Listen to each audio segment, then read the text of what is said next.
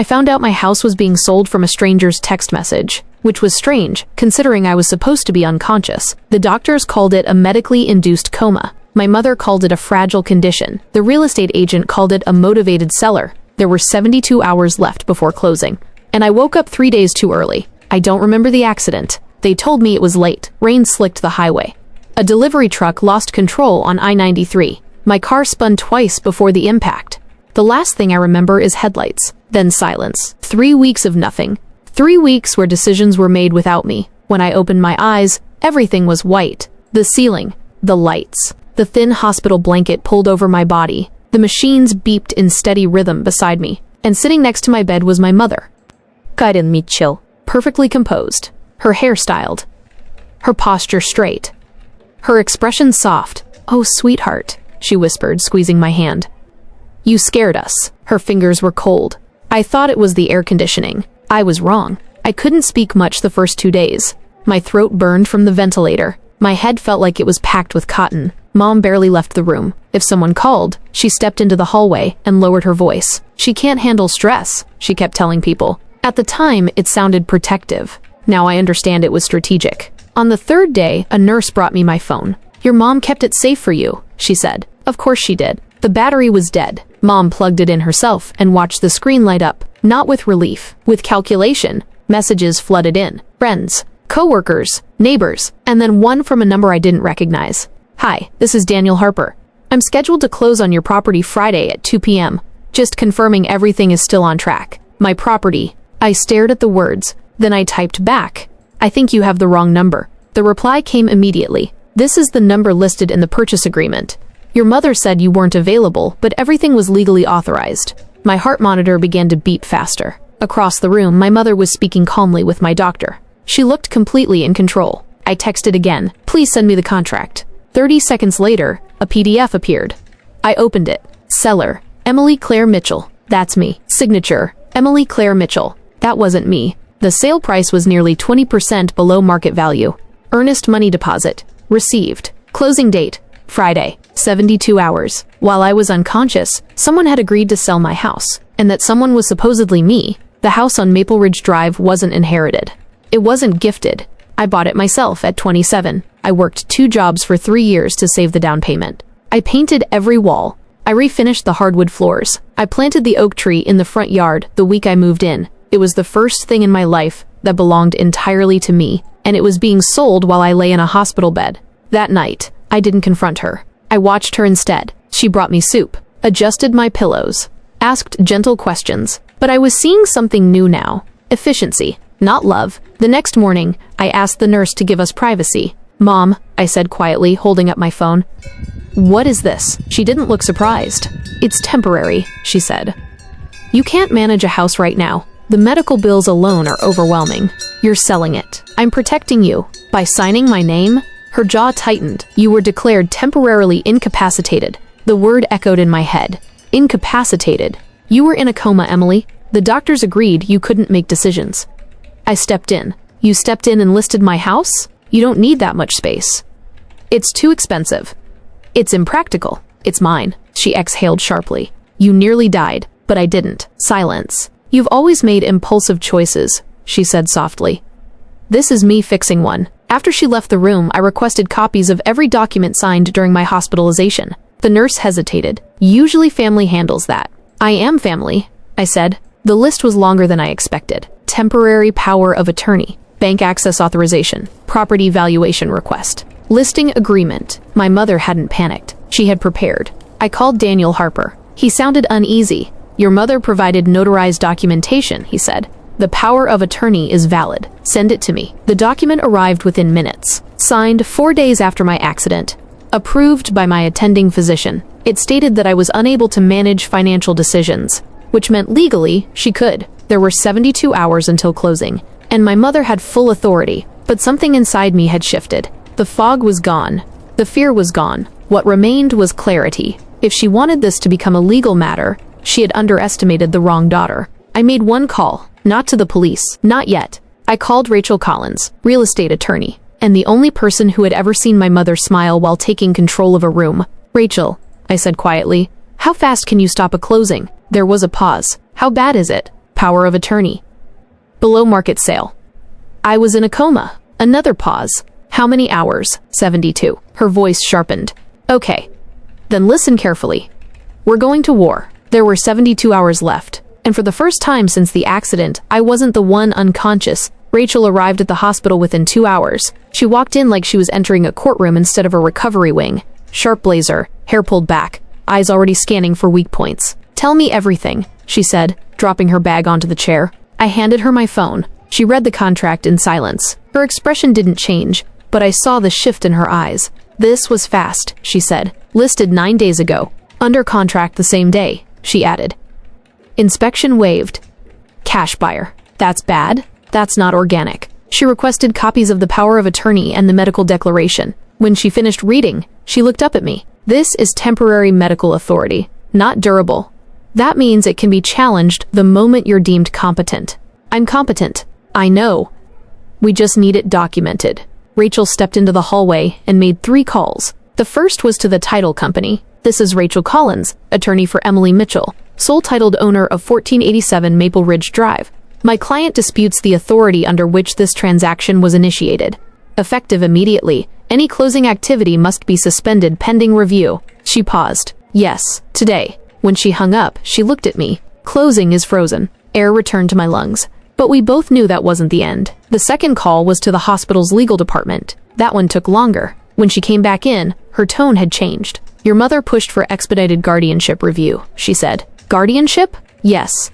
She claimed you had a pattern of unstable financial behavior. I almost laughed. I own 1 house. I have no debt. I've never missed a payment. She also submitted a written statement. What kind of statement? Rachel hesitated for half a second. She claimed you had recently been emotionally volatile. That you made erratic decisions. My chest tightened. 3 weeks before the accident, my mother and I had argued. She had shown up at my house unannounced. Again, I told her I was changing the locks. I told her she needed to call before visiting.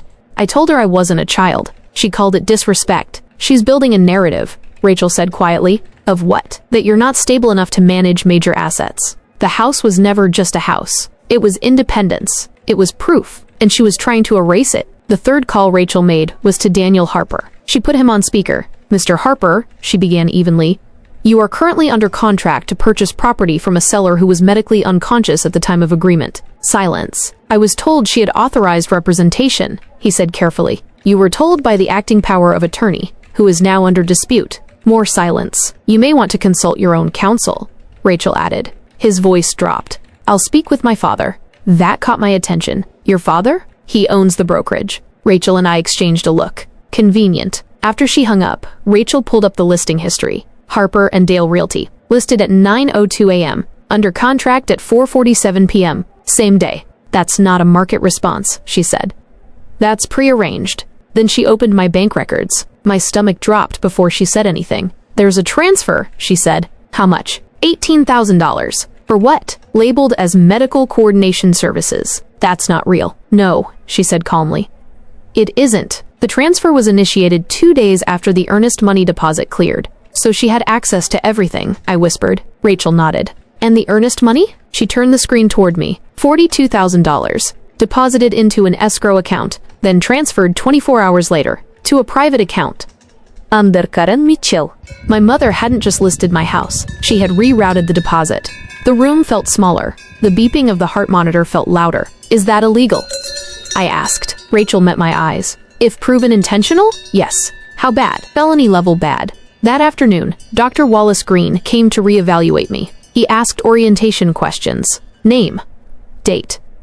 Location. I answered clearly. Then he studied me. You seem fully coherent, he said. I've been coherent since I woke up. He adjusted his glasses. Your mother was very insistent. About what? That you were unstable prior to the accident. I wasn't. She mentioned large financial risks. My mortgage is standard. My income is stable. He nodded slowly. And she requested expedited guardianship authority. The word echoed again. Guardianship. Control. If I reassess and document full cognitive recovery, he said carefully, the temporary authority dissolves immediately. How soon? Today. Rachel filed the emergency petition within the hour. The hospital submitted updated medical documentation. The title company confirmed the closing could not proceed without my direct, written authorization. For the first time, my mother's plan had stalled. But she wasn't done. That evening, she filed her own motion to extend guardianship, claiming that my aggressive legal behavior was evidence of emotional instability following trauma. Rachel read the filing out loud.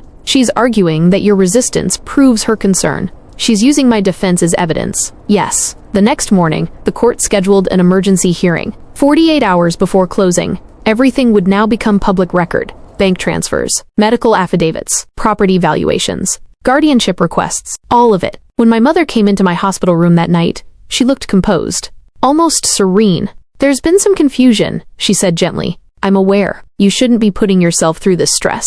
"I'm not stressed." I held her gaze. "I'm informed." Her eyes hardened for just a moment. "You don't understand the consequences." "No," I said quietly.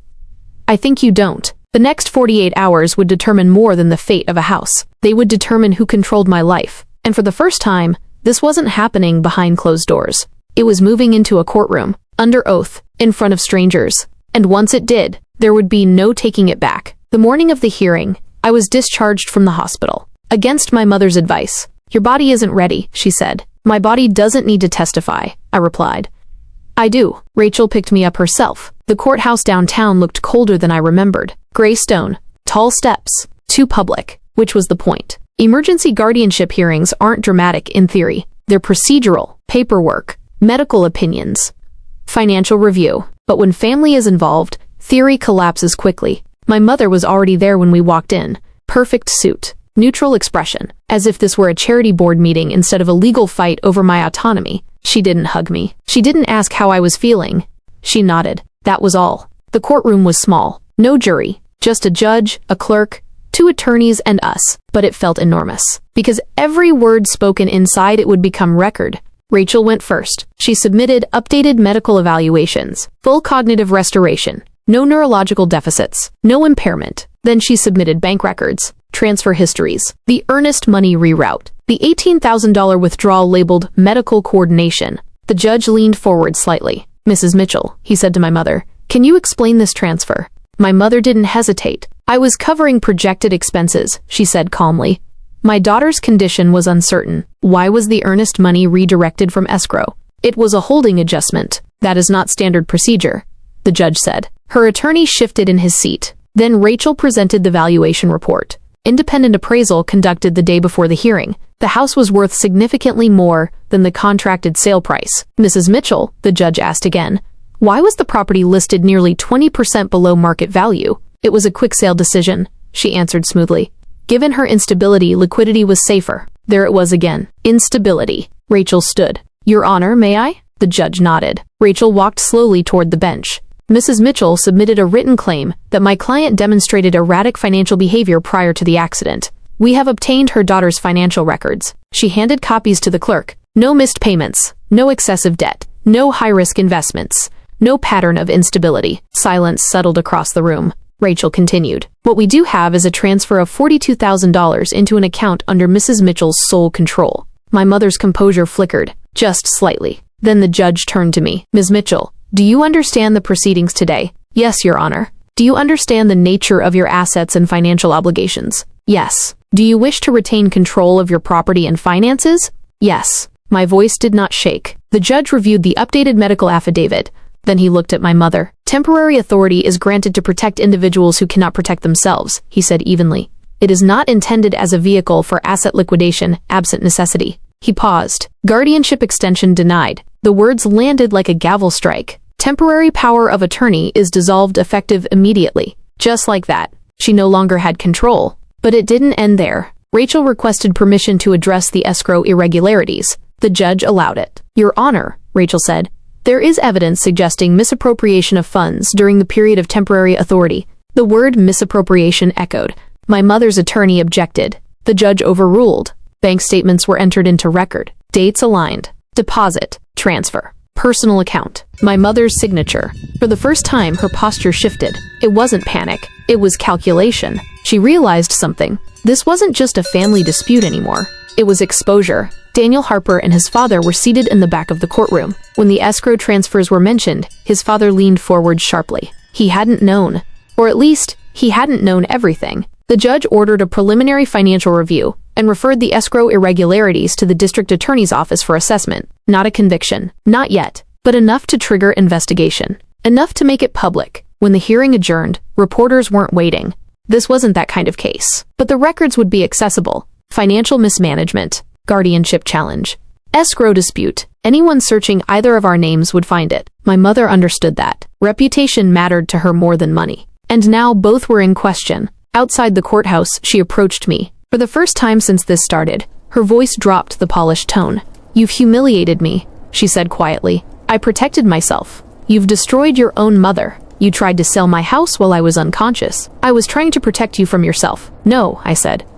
"You were trying to control me." Her eyes flashed. "You have no idea what I've sacrificed for you. And you have no idea what I built without you." Silence stretched between us. Heavy. Final. Rachel touched my arm gently. "It's done," she said. But it wasn't. Not entirely. Because that evening, as I sat in my living room, something didn't sit right. The money transfer wasn't desperation. It was urgency. And urgency usually means pressure. My mother hadn't needed control. She had needed cash. Fast. Which meant there was something else. Something we hadn't uncovered yet. 2 days later, Rachel called. Her tone was different. Quieter. "Emily," she said, "I think I know why she did it. There was a civil lawsuit filed 3 weeks before your accident. Against Karen Mitchell.